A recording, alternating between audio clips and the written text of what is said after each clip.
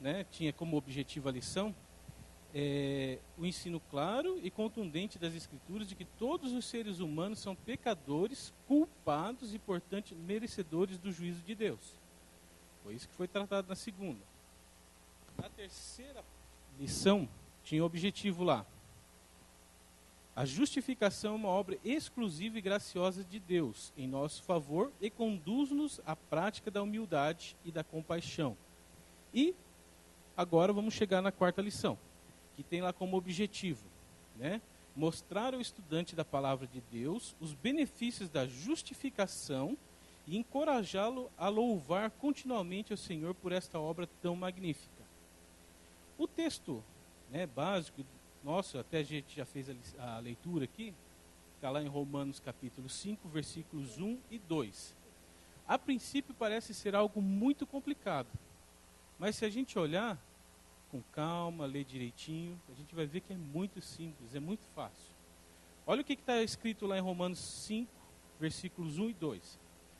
Tendo sido, pois, justificados pela fé, temos paz com Deus, por nosso Senhor Jesus Cristo, por meio de quem obtivemos acesso pela fé a esta graça, na qual agora estamos firmes e nos gloriamos na esperança da glória de Deus. Falou um monte de coisa, é muito conteúdo, em o quê? 2 versículos apenas. Para a gente entender, a gente vai ter que destrinchar pedacinho por pedacinho desse versículo, porque muita informação contida aí nessas poucas linhas, né? Ó, temos que entender, justificado pela fé, dá para fazer uma aula só por isso. Paz com Deus é outra aula. Por meio de quem, dá para fazer outra aula. Acesso pela fé, graça e firmes, gloriamos, esperança da glória de Deus. Dá para ver muita coisa aqui nesses 2 versículos. Então vamos falar um pouquinho disso daí durante a aula.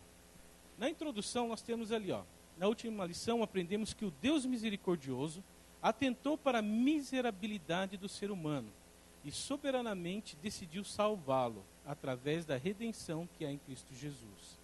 As pessoas que estavam condenadas pelo pecado, ao depositarem a sua fé em Jesus, são justificadas, isto é, declaradas justas aos olhos de Deus. Então, o comecinho do nosso versículo lá em cima, já está dando uma dica, ó, justificados pela fé. E aqui falou o seguinte, ó, as pessoas que estavam condenadas pelo pecado, ao depositarem a sua fé em Jesus, são justificadas, isto é, declaradas justas aos olhos de Deus. Na presente lição, que tem por título Os Abençoados, estudaremos o capítulo 5 da epístola de Paulo aos Romanos. Esse capítulo dá continuidade ao que Paulo diz no trecho anterior, que está lá em Romanos 3, versículos 21, e no capítulo 4, versículo 25. Por isto, essa lição completa de alguma forma o que foi estudado na lição anterior. Nesse trecho da carta, Paulo explica o que vem depois da justificação, que bênçãos acompanham aqueles que foram justificados pela fé em Cristo. É dessas bênçãos que trata essa lição. Então, não tem como estudar essa lição se a gente não rever lá o capítulo 3, o capítulo 4, entender o que passou, para a gente entender quais são as bênçãos, né? Por que o título é Os Abençoados. Bom, continuando, lá na página 28, diz assim, ó, no dia 31 de outubro de todo ano, igrejas cristãs em todo o mundo celebram a Deus pela conhecida reforma protestante. A doutrina que passaremos a estudar foi uma das molas propulsoras para esse movimento, concretizado por Martinho Lutero no século XVI. Portanto, estamos diante de um assunto de extrema relevância para a Igreja de Cristo. Vejamos então, com base no texto de Romanos 5, quais são as bênçãos decorrentes da justificação. Bênçãos decorrentes da justificação. Então a gente tem que entender. Foi feito o homem pecou. Então, teve o pecado. Através de Adão entrou o pecado. Depois teve o quê? A justificação. Né? Jesus veio para morrer em nosso lugar. Vamos dizer o seguinte, eu vou fazer uma transferência, eu vou pegar o meu pecado e vou transferir para Jesus Cristo. Depois vem o quê? A salvação, né? Então eu fui salvo porque eu passei os meus pecados para Jesus. Ele morreu por mim, a minha morte, para que eu vivesse a vida dele. Depois que isso aconteceu, vem o quê? As bênçãos, né? Então agora eu vou curtir as bênçãos que eu recebi. Ou seja, algo de graça, que eu não fiz nada por isso. Mas para que eu recebesse, eu precisava fazer uma coisinha só. Que era ter fé em Jesus, fé na palavra, acreditar, me arrepender, passar essa minha culpa para Jesus, para que eu pudesse curtir, vamos usar esse termo, as bênçãos de Deus. Então isso daí foi o que foi tratado nas lições anteriores. Agora nós vamos entrar na parte da lição, que são 4 tópicos ali, ó.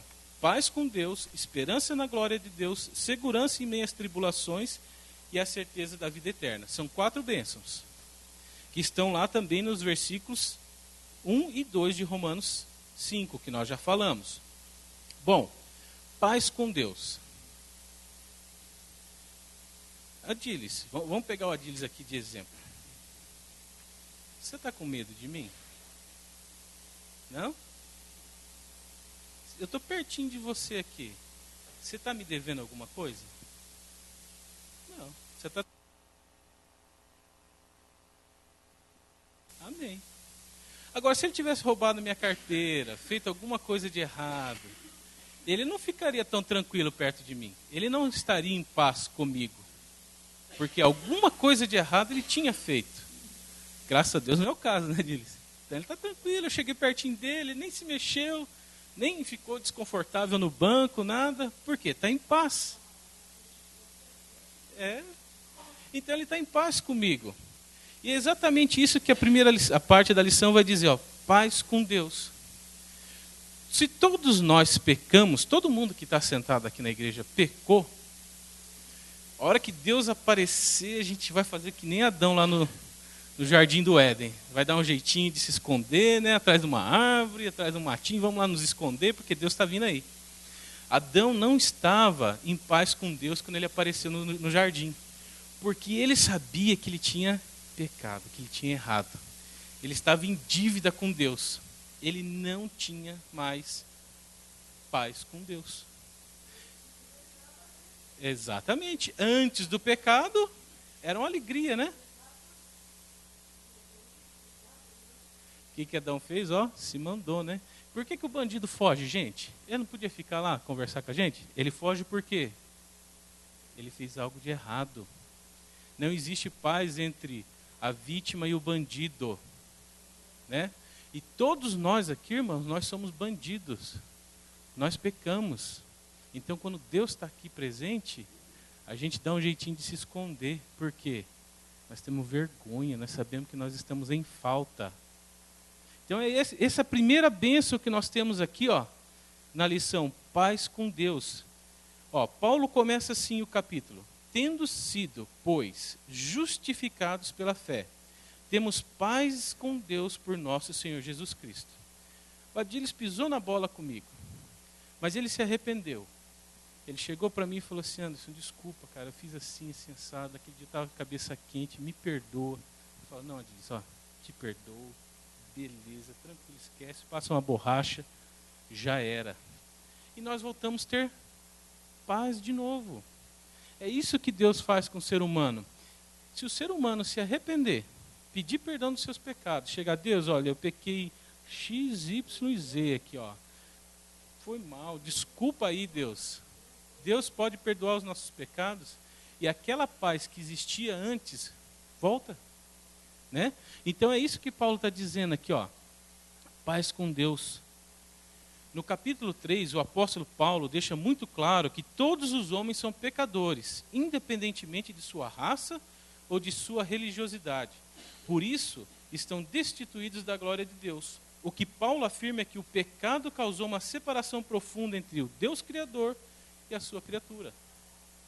Todo mundo aqui fez algo de errado. Todo mundo se afastou de Deus. Mas se todos aqui se arrependerem, podem voltar a ter paz com Deus. Olha que bênção. Desde que Adão pecou, a humanidade passou a viver num estado de rebelião contra Deus. pois o pecado passou a fazer parte da vida das pessoas. Sendo assim, instalou-se um conflito declarado entre o Deus Santo e o ser humano pecador. No entanto, uma vez que este se arrepende diante de Deus e deposita sua fé em seu Filho Jesus, é declarado justo imediatamente. Agora, justificado, ele deixa de ser inimigo de Deus para ser filho. Está reconciliado com o Pai. Portanto, a paz que Paulo se refere diz respeito à reconciliação entre Deus e o ser humano. Amém. Entendemos aqui então a questão da reconciliação. Por que ter paz com Deus, né? Por quê? Porque nos arrependemos. Deus sabe, Deus nos perdoa e aquele relacionamento volta. Segunda parte da lição lá, ó, esperança na glória de Deus. Se a gente só lê esse versículo, não entende nada. Vamos mais a fundo aqui, ó. Na sequência, lá o apóstolo Paulo afirma: e nos gloriamos na esperança da glória de Deus. Olha, esperança da glória de Deus. E vem aquela perguntinha na nossa cabeça. E daí? O que isso quer dizer? Né? Aquele que é justificado por sua fé em Jesus é reconciliado com Deus e deixa de viver sem esperança. Opa, vamos lá. Aquele que é justificado por sua fé em Jesus. Justificado. Justiça. Fez-se justiça. O que é fazer justiça?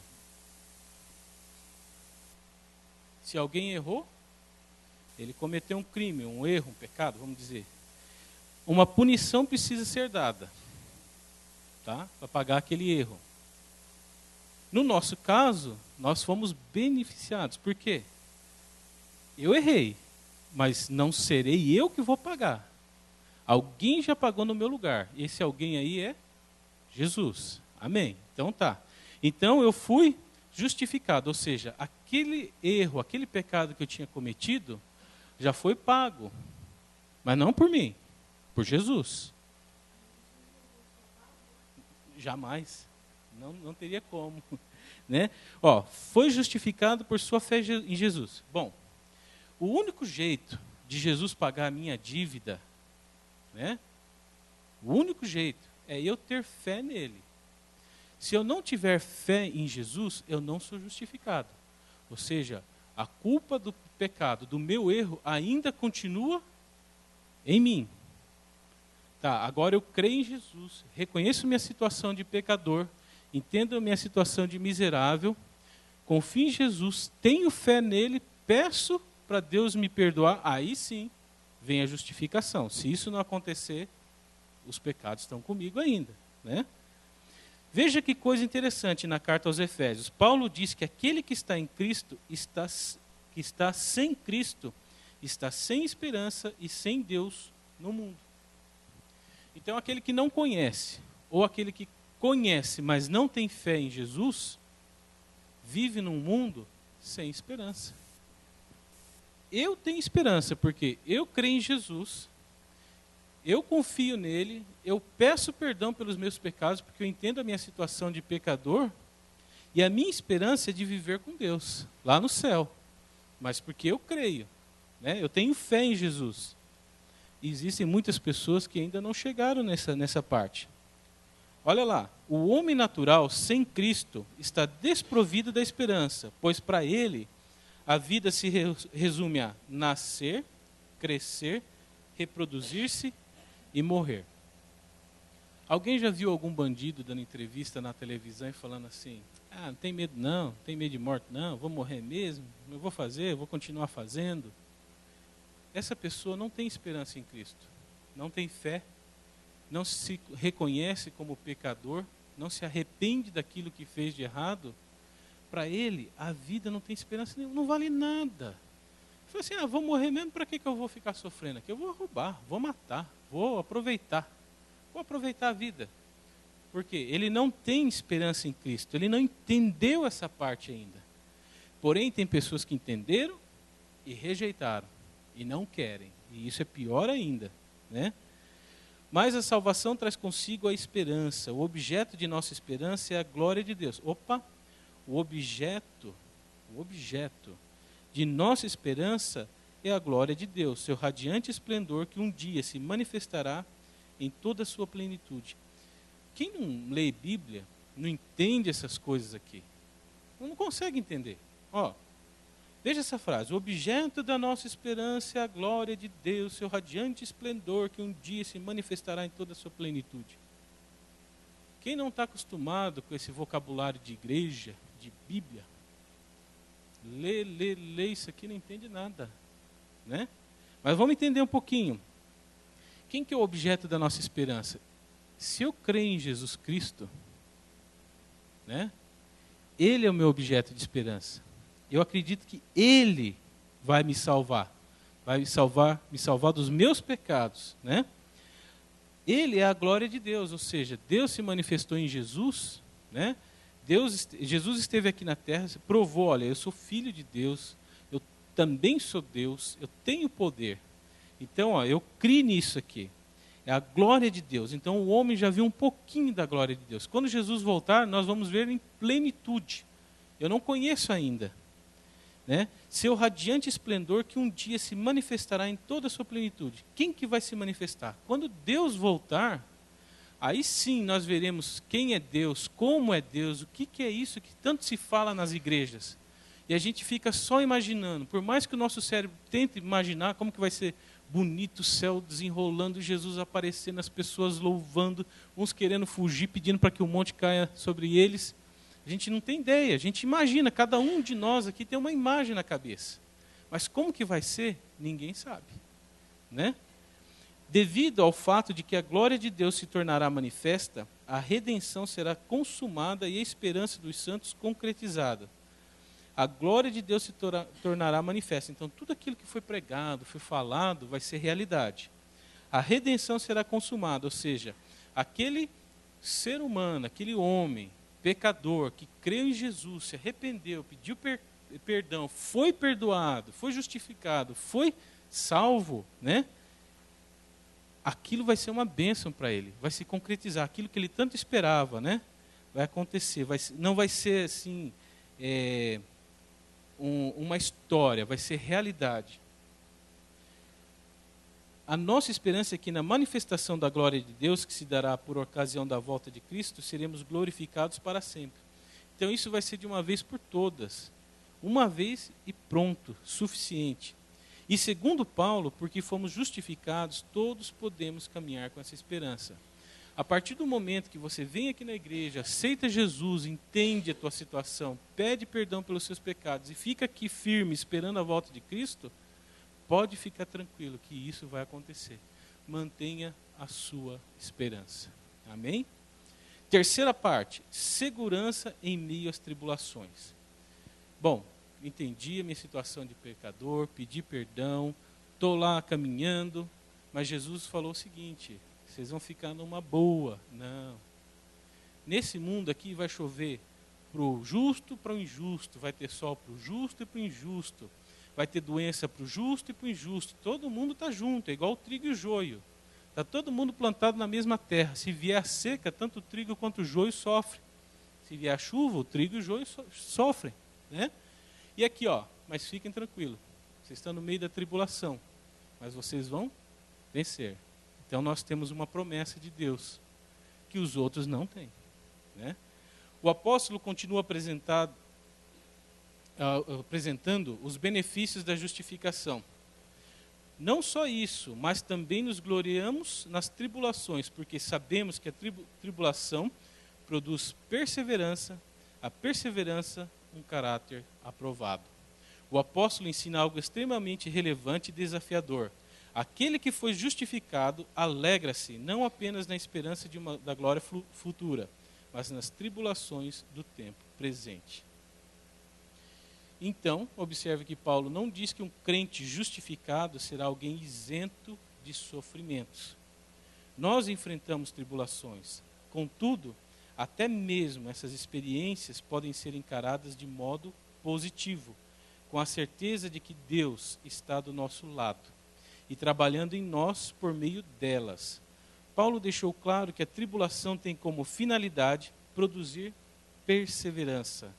Nós aprendemos a perseverar ou a ter paciência quando enfrentamos tribulações. Então, na nossa vida, a gente vai ter momentos de alegria, de tristeza, de dor, sofrimento, né? Todo mundo vai passar por isso. Mas nós vamos aprender com essas situações na vida. Tudo é um aprendizado, né? Ele está dizendo lá que tem esperança. Por quê? Quem tem esperança? Quem está passando por uma dificuldade. Ele espera que aquilo passe. Quem está com uma dor, espera que aquela dor passe, né? Então nós estamos vivendo nesse mundo com muitas tribulações e a gente espera que isso vai acabar um dia. E vai. Devemos ter esperança, né? Perseverança. Não podemos desistir no meio do caminho. Se a gente desistir, tudo que nós fizemos foi em vão. Perdeu-se, né, o motivo. Se eu quero ir, por exemplo, para Maringá, visitar meus pais, e no meio do caminho, eu vou conseguir visitar meus pais em Maringá? Não, desisto. Eu volto para Curitiba, não vejo meus pais lá em Maringá, né? E é isso que a palavra de Deus quer. Não desista. Você vai chegar no céu? Vai. Mas não desista no meio do caminho. Persevere. O caminho é cheio de altos e baixos, curvas, perigos. Mas persista, que você vai chegar. Agora, se no meio do caminho você desistir, já era. Não tem mais. Não tem o que fazer. A perseverança, por sua vez, produz aprovação ou caráter aprovado. O cristão que persevera em meio ao sofrimento deixa de ser inconstante espiritualmente. Deus usa as tribulações para nos melhorar. Podemos tirar grandes lições do vale da dor e sair do outro lado pessoas melhores. Então veja bem, durante esse período de dificuldade, de caminho que nós estamos aí, nós vamos aprendendo muitas lições na nossa vida. A gente precisa sofrer um pouquinho para aprender alguma coisa. De graça, nada, né? Tudo custa. Se um atleta quer uma medalha de ouro, ele não fica em casa sentado num sofá assistindo televisão comendo batata frita. Ele não vai conseguir essa medalha de ouro. E mesmo lutando, talvez ele consiga de prata, de bronze, né?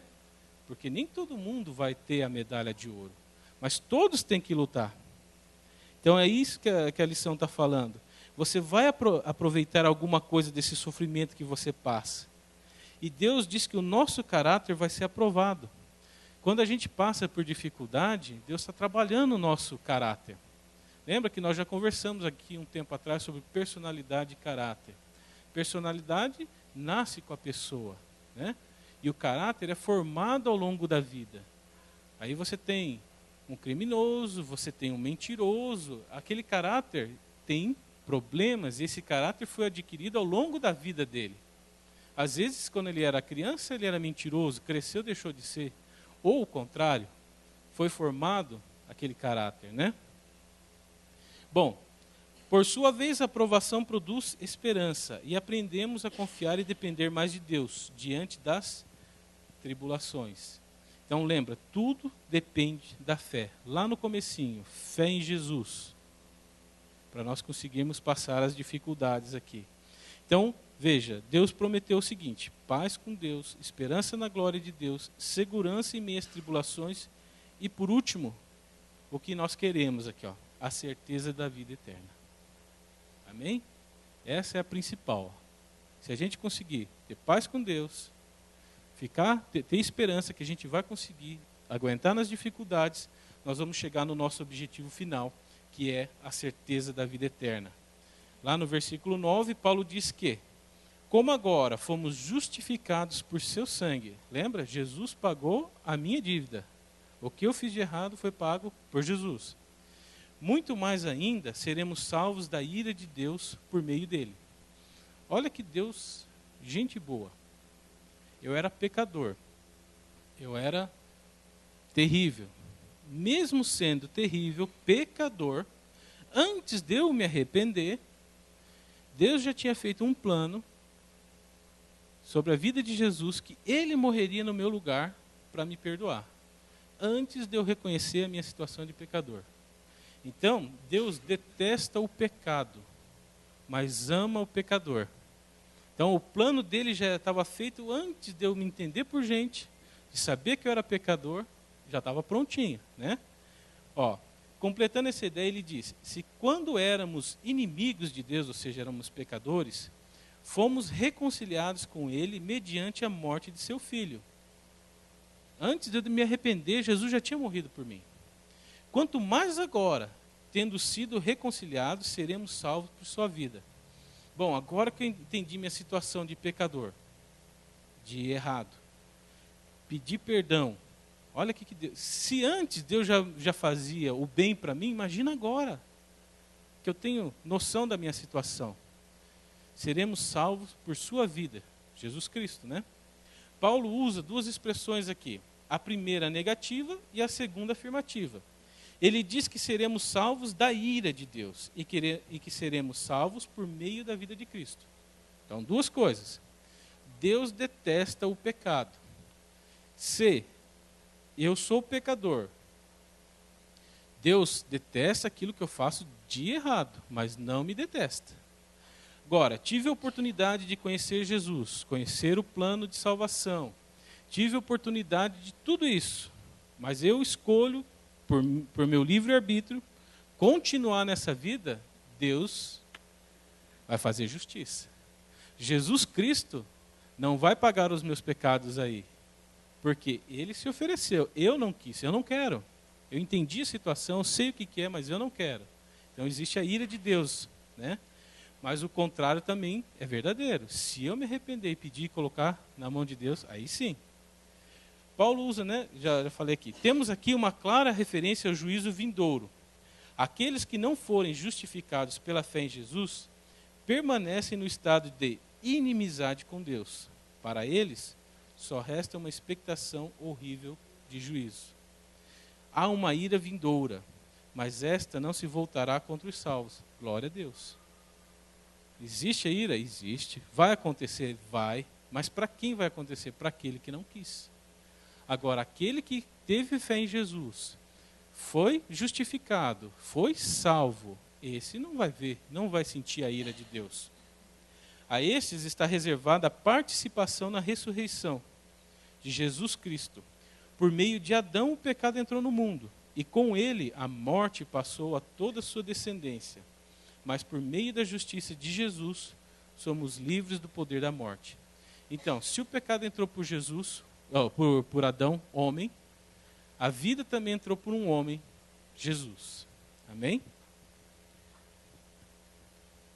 E, mesmo sabendo que para o cristão todo motivo de vanglória é excluído, nós ainda podemos nos gloriar ou nos regozijar na esperança de um dia participarmos da glória de Deus, em nossas tribulações e, acima de tudo, no próprio Deus.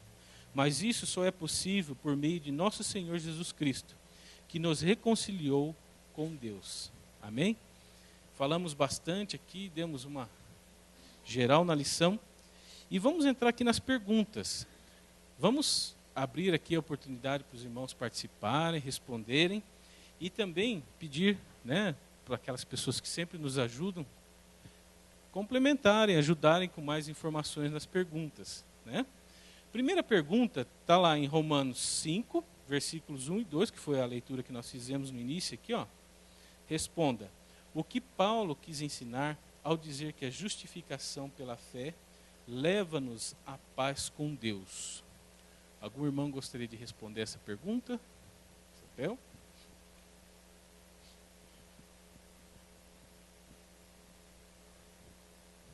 Eu gostaria de começar respondendo essa pergunta falando a respeito desse verso, né? 5 do Romanos, sendo pois justificado, temos paz com Deus por meio do nosso Senhor e Salvador Jesus Cristo. Eu decorei esse verso porque nós tínhamos uma casa, nós éramos criança, eu era bem pequena, praticamente acho que eu estava sendo alfabetizada ainda. E a minha mãe, ela tinha um quadro, era em ponto cruz e tinha esse verso. Aí eu ficava olhando, não entendi, né? Faz tempo, para ele, penso. Então faz mais, nossa, eu não sei quantos anos, não vou falar, que senão você não sabe a minha idade. Mas eu era criança, praticamente eu fui alfabetizada. E tinha esse verso, eu não entendia. Daí eu falava 5 do Romano, 5 do... Né, o que tinha a ver esse verso? De repente, minha mãe podia ter colocado um salmo, mas sei lá, foi colocado 5 sendo depois justificados, temos paz com Deus. E criança, nasci, sou nata, né, adventista nata, mas não entendia, né? Engraçado que como ficou, né, ficou gravado, né? E tem versos assim que eu aprendi, estava sempre nas paredes, assim, em algum lugar, eu gravava e ficava na minha cabeça. Mas quando fala assim que somos justificados, né, temos paz com Deus, né? Então a nossa inimizade entre Deus e o homem havia uma inimizade, mas através de Cristo nós somos justificados. Então nós temos paz com Deus, nós somos amigos de Deus e Deus é o nosso amigo. Né? Então nós podemos passar por provações, por dificuldades e nós não podemos desesperar como os demais, porque nós temos paz. Em meio a todas as tribulações, a doenças, a guerras, a enfermidades, a problemas da vida, que todos os dias nós enfrentamos, nós temos que ter esta paz e acreditar. Né, e confiar que nós temos paz com Deus, porque Deus acredita em nós, e nós também temos que acreditar que nós estamos em paz com Deus. Em meio a tempestades, a guerra, a dificuldades, nós temos paz com Deus. Né, porque e muitas vezes, quando fala que nós não estamos ausentes, estamos aqui no mundo, mas passamos por todos os problemas, como as outras pessoas que não acreditam em Deus, que não têm essa paz com Deus também enfrentam. Mas nós temos que saber que Jesus, Ele está sempre conosco, e em meio à guerra, à dificuldade, a doenças, muitas vezes a gente passa assim, puxa vida, vou orar para Deus me dar paciência, mas às vezes dá até medo para a gente orar para Deus dar paciência, porque daí a tribulação é maior. E como até os problemas têm evoluído, muitas vezes a gente passa por pensa assim, puxa vida, parece que eu não vou passar, e daí a gente passa. E depois vem outro maior ainda. Aí a gente fala assim, meu Deus, né? A gente achava que aquele lá era difícil, mas esse está pior. Né? Então, em meio a isso, nós temos que saber e manter a paz. Né? Manter a paz e saber que Deus está no controle e que a gente vai passar. Se permanecermos em Deus. Né? Porque a palavra diz, se permanecermos ligados em Deus. Ele também está ligado a nós. Mais algum irmão gostaria de comentar um pouquinho? Não? Bom, pergunta 2.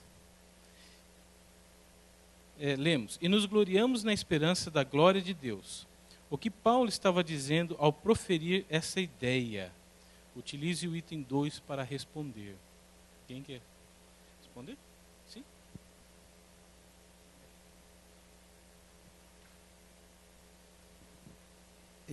Essa pergunta está bem ligada com a anterior, né? Que a gente vê aqui que quando Paulo está falando, né, que ele diz lá que a morte reinou até a lei ali, né? E daí eu tinha uma dificuldade de pensar assim, poxa, por que a pessoa que Adão cometeu e as coisas foram transmitidas, né? Assim, a pessoa acabou ficando com essa dívida também. Hoje, nós vemos que existe na nossa lei maior que os pais deixam herança para os filhos, né? E até mesmo a dívida também é uma herança que os filhos são obrigados a pagar. Se o pai contrair uma dívida, os filhos também são herdeiros dessa dívida. E eles pagam até o valor da herança que eles receberam, né? De bens que os pais deixaram, né? E o restante é perdoado. Só que a gente vê assim que Adão ele contraiu uma dívida que a gente não tinha condições de pagar essa dívida. E a gente sabe que pela justiça de Deus, a gente tem que pagar, porque Deus falou e a coisa tem que ser assim. E veio, né? Depois Jesus vem e ele paga essa dívida por nós, né? Ele paga essa dívida, então, através disso, porque era uma coisa impossível para que a gente pudesse quitar essa dívida. E a única solução também, então a gente herdou, né? Herdou isso e veio e contraímos, Adão contraiu essa dívida e ela foi transmitida para nós teríamos que pagar. E de repente vem Jesus e paga essa dívida para nós, né? E essa questão aí nós passamos a ter paz com Deus e nós passamos, né, a viver novamente assim e imaginar, viver na esperança, né, da glória de Deus, né? Porque antes o homem não tinha condições nem de pensar nisso, de ter essa esperança, né? Agora, depois da dívida paga, né, depois de justificado, nós temos o direito, né, e vivemos firme, pensando que um dia nós vamos poder desfrutar também dessa glória de Deus, né? Então, porque aquilo que foi contraído lá por Adão, né, de repente Jesus veio e saldou essa dívida e nós passamos a ter direito, né, a direito a nos alegrarmos na esperança da glória de Deus, porque através de Jesus nós podemos um dia, né, desfrutar dos benefícios, né, desfrutar de tudo aquilo que Deus tem preparado, né, de tudo aquilo que Deus tem, nós passamos a ter direito também, né, através de Jesus. Então então nós gloriamos. Hoje nós vivemos, né, período de festa, né, período de alegria, porque nós passamos a ter direito também a participar, né? Então hoje três coisas permanecem lá, que diz lá no livro de Coríntios lá, né, que permanece a fé, a esperança, né, o amor, né? Então a esperança que nós temos hoje é a esperança da glória de Deus. Então eu acho que Paulo quando ele está dizendo de novamente nós podermos viver em paz, né? Porque eu acho que uma pessoa que vive sem esperança, ela vive uma pessoa desesperada, né? E eu acho que eu tive essa coisa na minha vida, né? Então você viver assim por um período talvez assim afastado, né, da presença de Deus, você dorme preocupado, você não sabe o que vai acontecer no dia seguinte, você vê diversas coisas acontecendo. Não, aí quando você novamente se reconcilia com Deus, você passa a ter paz, porque você sabe que, olha, em tudo que vier, né, você tem aquela esperança que um dia, né, você vai vencer, você vai se superar. Mesmo a morte, se ela vier num momento inesperado, a gente sabe, a gente tem essa esperança que um dia nós seremos ressuscitados e um dia nós encontraremos com Deus e as coisas vão ser diferentes, né? Então essa questão da esperança, eu entendi nesse sentido. Então nós hoje, nós gloriamos na esperança de dias melhores. Eu vou pedir um pouquinho a participação do Adinel agora. O irmão Paulo aqui falou a respeito de dívida, né? A gente trabalha em banco, e nós vamos usar alguns exemplos aqui. Lá tem aval, fiança, cobrigado, isso daí o Adinel vê todo dia lá, né? Por exemplo, dívida. Todos nós aqui temos uma dívida com Deus. Mas vamos transferir, vamos fazer um exemplo aqui, terreno. Nós aqui, banco, dinheiro, né? Se uma pessoa de 90 anos, ela está viva, ela tem casa, tem carro. Se ela vai financiar um bem, o banco pede para ela que os filhos, os herdeiros, sejam cobrigados dessa dívida. Por quê? Se ele morrer, quem que vai pagar a conta? Tem o aval, né? Bom, eu tenho aqui, eu quero comprar um carro novo, mas eu vou pedir para o Paulo aqui ser meu avalista. Ele tem dinheiro, né? Então ele tem lá uma casinha, um carrinho. Se eu não pagar, quem é que paga? Ele, né? Então eu pedi para o Daniel falar um pouquinho dessa questão e também da questão espiritual. Irmãos, só falando o que o Anderson já falou, né? Então, né, coitado dos mais velhinhos aí, não pode financiar não. Normalmente a gente faz, né? A gente não coloca isso até por causa do Código de Defesa Código do Idoso, aliás, né? Não pode falar, mas eu me recordo de uma senhora de Minas Gerais que a pessoa disse para ela, olha, por causa da idade. A senhora falou, eu vou enterrar todos vocês não vão ver. Meu amigo sumiu lá de Belo Horizonte, veio parar em Curitiba. Mas nós sabemos que as dívidas, né, para isso que existe as coobrigações, que a gente chama, né, se é uma pessoa, né, a fiança ou o aval, né, ou a gente pega uma garantia que a gente chama garantia real, que é de um imóvel, um carro, alguma coisa assim. Aquilo é um acessório que a gente diz, porque o que paga a dívida é a sua capacidade de pagamento, é o seu caráter, enfim. Mas se você não pagar, a gente tem um artifício a mais, dá um pouco de trabalho para receber. Nós, irmãos, nós somos devedores a Deus, né? Nós, pelos nossos pecados, enfim, por termos herdado de Adão ou não, mas, enfim, a herança do pecado é a morte, né? Então, por sermos devedores e não termos como pagar, a sentença é a morte, né? Mas agora, através de Cristo Jesus, né, nós temos o resgate, ou seja, o nosso fiador, né, o nosso garantidor, paga a nossa dívida.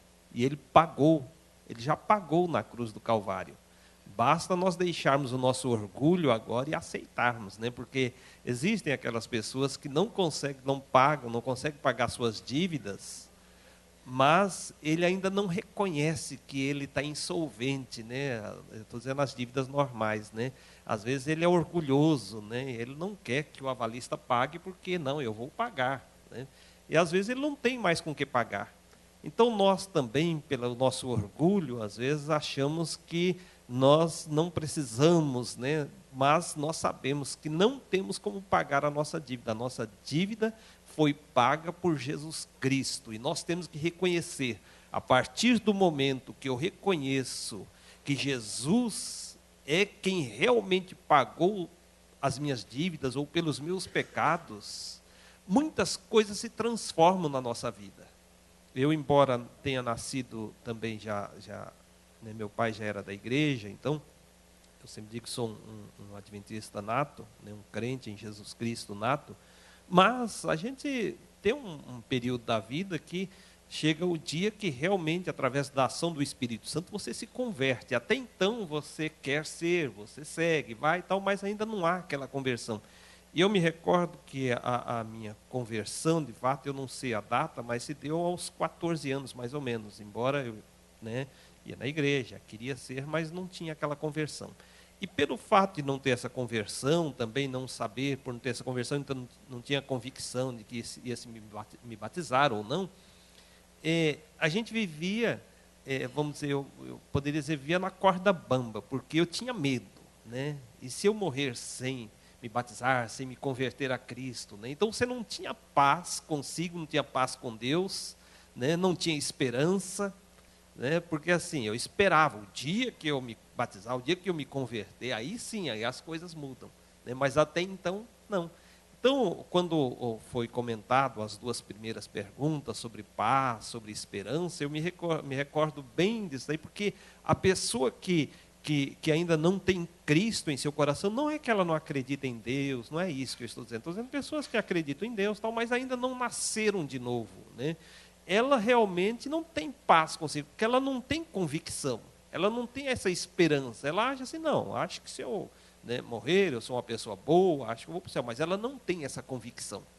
Então falta a ela essa paz que o Senhor dá, essa convicção que nós recebemos a partir do momento que nós reconhecemos o preço que foi pago por nós na cruz do Calvário, que o Senhor já fez esse sacrifício por nós e que agora sim, agora nós podemos dormir em paz, né? Nós podemos pôr a nossa cabeça no travesseiro, repousar em paz, porque nós temos esta esperança, a esperança da vida eterna, a esperança de um dia estar com Cristo.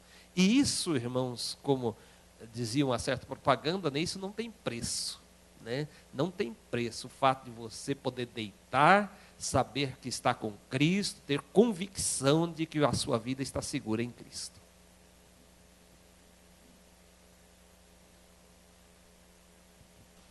Pergunta 3, então, ó, de acordo com Paulo, os salvos podem gloriar-se nas tribulações. O que essa afirmação significa? Em que sentido podemos nos gloriar nas tribulações?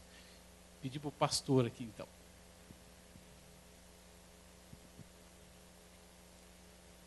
Muito bem, irmãos.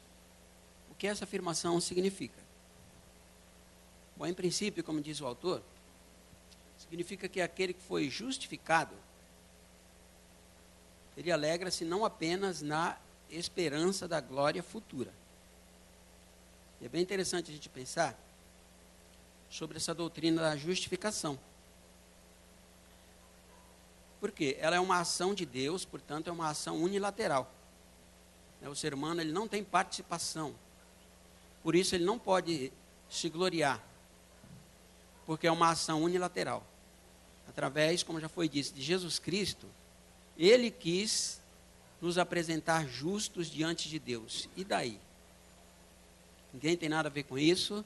Não é uma ação humana. É fruto do amor de Deus. Então, nós temos que nos gloriar, sim, no amor de Deus, em ter nos aceitado. Então, aquele que foi justificado não deve se alegrar apenas na esperança futura, mas ele deve também se alegrar no quê? Nas tribulações do tempo presente. Então, a tribulação, ela exerce um papel fundamental na vida do cristão. E vale a pena, irmãos, a gente lembrar que essa palavra tribulação, ela tem origem num instrumento bastante simples, rudimentar do passado, mas que exercia uma função interessante.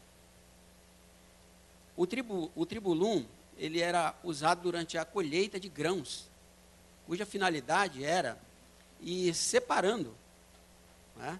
Separando aquilo que era o refúgio, aquilo que era palha. Então o tribulum ele tinha essa função de ir separando. Era como se ele exercesse essa função do chamado controle de qualidade, né? O que é refúgio vai saindo, o que é palha vai saindo e só vai ficar aquilo que realmente é proveitoso. Então a tribulação ela exerce na vida do cristão esse papel. Então a gente podemos nos gloriar nas tribulações, sim. Por quê? Por causa do papel que ela exerce e dos benefícios que ela traz para a nossa vida. De acordo com o autor aqui, nós aprendemos a perseverar ou ter paciência quando enfrentamos tribulações. A perseverança, por sua vez, produz aprovação ou caráter aprovado. O cristão que persevera em meio ao sofrimento deixa de ser inconstante espiritualmente. Então, Deus usa as tribulações para nos melhorar. Por isso, a gente tem que se gloriar na justificação, né? Como já disse, é uma ação unilateral que nos projeta para a salvação futura, mas precisamos nos gloriar também na tribulação, por causa do papel que ela exerce. Ela vai melhorando, né, o nosso caráter. A gente observa no Salmo 119, né, que é um poema, no versículo 67 e no 71. Vamos lembrar desse texto? Onde o autor vai dizer o seguinte, olha, foi bom eu ter sido afligido, porque agora eu aprendi os teus decretos. Antes de eu ser afligido, eu andava errado, mas agora eu obedeço a tua lei, né? Eu obedeço a tua palavra. Então, precisamos aprender, sim, nos gloriar nas tribulações, porque ela nos eleva. Ela nos melhora cada vez mais, né, para atingirmos, então, a salvação futura.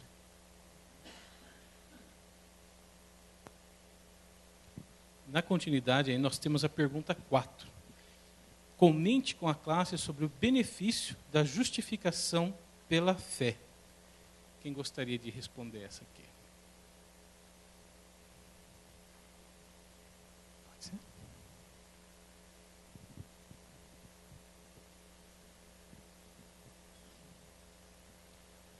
Bom, tudo que nós já estudamos nas 3 lições anteriores e nesta agora, ela nos leva a sabermos que nós estamos neste mundo de passagem. Por que que a esperança essa reconciliação feita de Deus ao homem, usando Jesus Cristo como um Salvador e Redentor. Por que tudo isso? Para que nós pudéssemos ter o retorno a Deus Pai através da salvação em Cristo Jesus.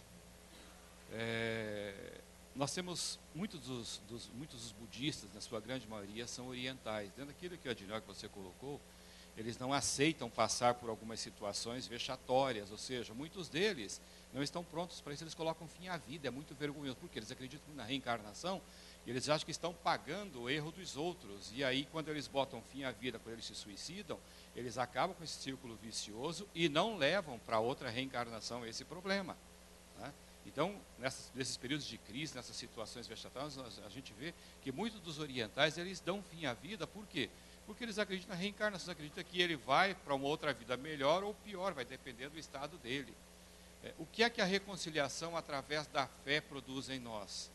Esperança de uma vida eterna, ou seja, nós estamos aqui de passagem, a nossa vida não se resume a isso, não se resume a eu ser bom, ser melhor ou ser pior, se resume a eu ter fé em Jesus Cristo, e esta fé em Jesus Cristo me dar condições de ser alcançado por Ele e ter a salvação garantida, né? Então, a justificação feita em Jesus Cristo me garante no futuro uma vida eterna, e é para isso que nós estamos trabalhando, e é para isso que nós estamos, como disse o próprio texto explicado pelo pastor, sofrendo ou vivendo período de bonanças, ou seja, como disse Paulo, em tudo eu sei ser grato, quer na alegria, quer na tristeza, quer no sofrimento, enfim, né? Por quê? Porque nós estamos aqui de passagem e o nosso fim é Deus, o nosso fim é a vida eterna em Cristo Jesus.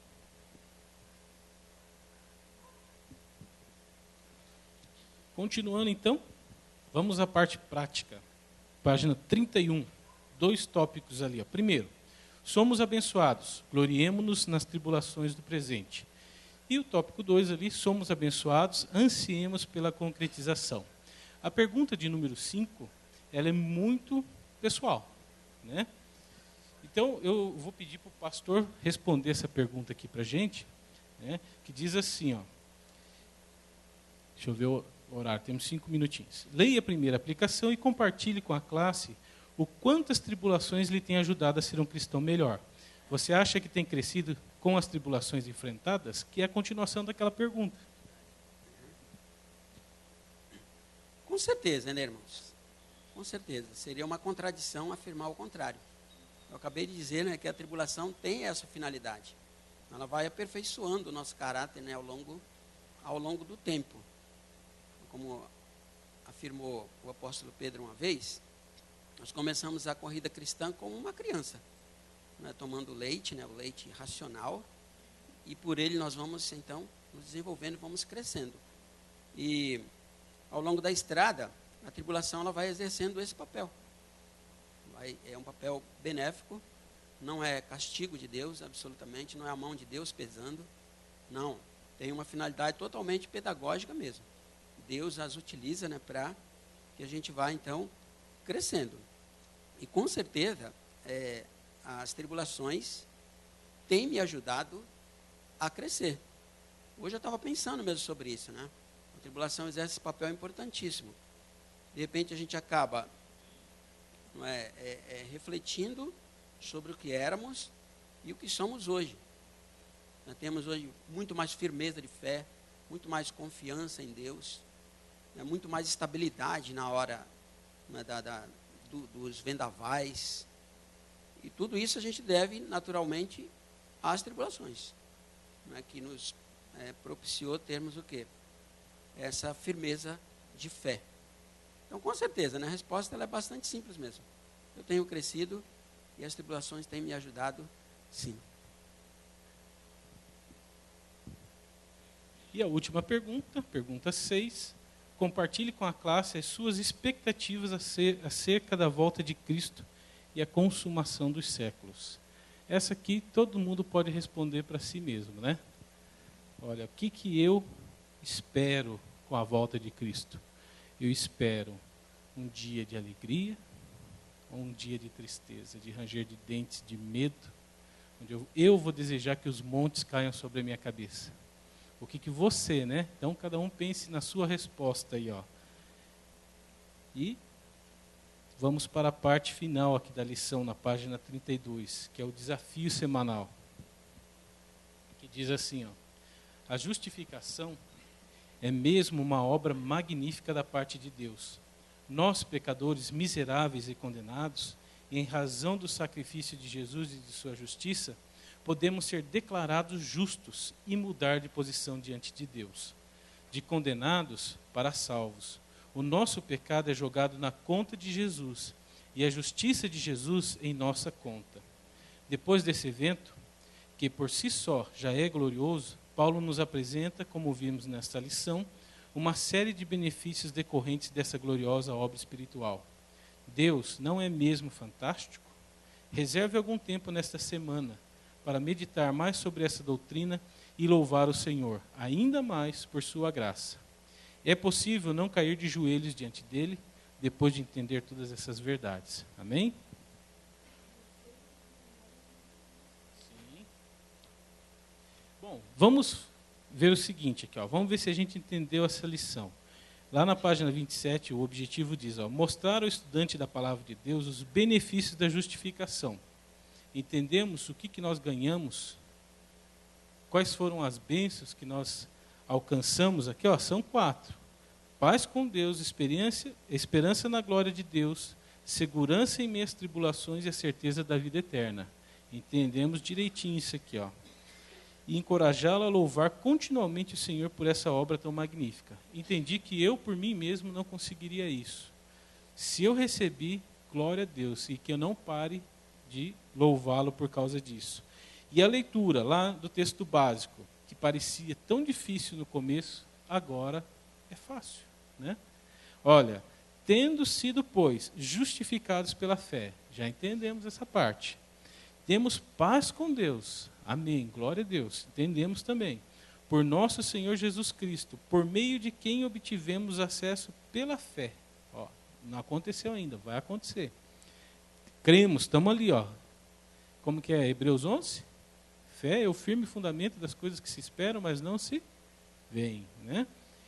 Acesso pela fé a esta graça. Que graça? Ó, recebemos, é um presente de Deus, é uma bênção. Essa graça na qual agora estamos firmes e nos gloriamos na esperança da glória de Deus. Então, quando Jesus voltar, eu vou curtir com Ele, eu vou aproveitar tudo que Ele prometeu para mim. Amém? Então, aquele versículo que antes parecia tão difícil, glória a Deus, ficou tranquilo, né? Amém? Chegamos então ao final dessa lição. Pode fazer assim. Convido os irmãos a ficarem em pé e inclinarem suas cabeças. Nós vamos fazer uma oração, então, encerrando a escola bíblica. Pai querido, Pai bendito, te louvamos, ó Deus, pelo dia de hoje, pela vida, meu Deus, pela nossa saúde, por estarmos aqui na Tua casa, Pai, pela presença dos meus irmãos, por estudarmos a Tua palavra, Deus, que possamos aprender e vivenciar, ó Deus, a Tua palavra. Pedimos, ó Deus, que continue conosco no decorrer do culto, nos louvores, ó Deus, nas mensagens. Esteja abençoando, ó Deus, a cada um dos meus irmãos segundo as suas necessidades. Te louvamos, ó Pai, por tudo, por essa graça imerecida, Deus, que estamos aqui recebendo de Ti agora, Deus. Obrigado pelo perdão dos nossos pecados, ó Deus, pela nossa vida. Nós Te louvamos e Te exaltamos, ó Pai, em nome de Jesus, Teu Filho. Amém.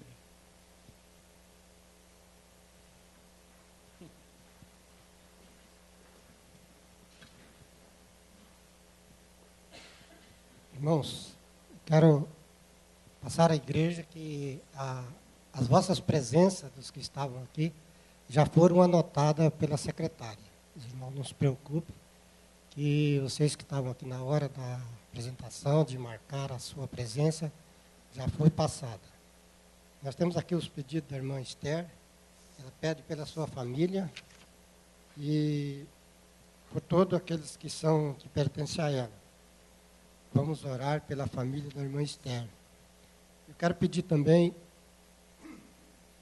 aos irmãos, que aqueles que pegaram a lição da minha mão, que ainda não acertaram suas liçõezinhas ali na secretaria, os irmãos procure acertar lá, que até o final da semana que vem nós vamos acertar todas as lições que está em débito ali. Neste momento eu agradeço a sua presença que está aqui conosco, Pai, que esteve conosco aqui durante o estudo dessa lição neste dia. E possamos, no próximo sábado, estarmos aqui reunidos novamente para estudarmos a palavra de Deus. E agradeço a todos vocês que estiveram aqui, nossos visitantes, que Deus o abençoe e as portas dessa igreja estão sempre abertas para você estar aqui conosco. Neste momento, eu encerro essa escola bíblica em nome de Jesus e passo a palavra à direção do culto. Amém.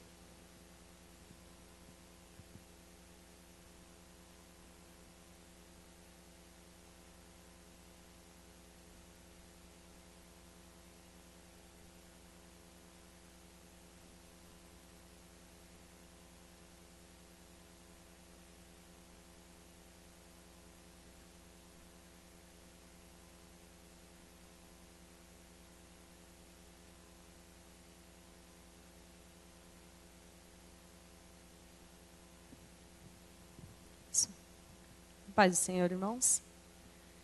Quero passar os avisos aos irmãos. Ao final do culto, os irmãos estarão recebendo o boletim do mês de agosto. E algumas informações vou passar aqui aos irmãos. Durante o mês, no dia 31 de agosto, vai acontecer um casamento coletivo realizado pela diretoria diretoria regional, que tem como base a diretoria da Resofap, que está fazendo esse trabalho. Alguns irmãos que casaram somente no cartório e querem a bênção na igreja, neste dia vai estar acontecendo. Então, os irmãos que já se casaram no cartório e porventura não tiveram a bênção na igreja, nesse dia vai acontecer a bênção no dia 31 de agosto. 30 de agosto, reunião da SOFAP local. No dia 29 de agosto, a UMAP estará realizando mais um evento dos Jovens em Ação. Dia 23, Viva Cristo. No dia 17, domingo, reunião administrativa com as juntas diaconais, realizada pelo DASAP Sul. Dia 16 de agosto, vestibular bíblico, realizado pela RUMAP. De 15 a 17 de agosto, vai acontecer o Congresso Nacional de Música, realizado pelo DEMAP Geral. Próximo domingo, irmãos, no próximo domingo, essa agenda é para os pais. O DJAP local, juntamente com a SOFAP, vai realizar um café da manhã para os pais e os filhos que estão no DJAP. Então, já programe aí na sua agenda, no próximo domingo, no dia 3, às 9 horas da manhã.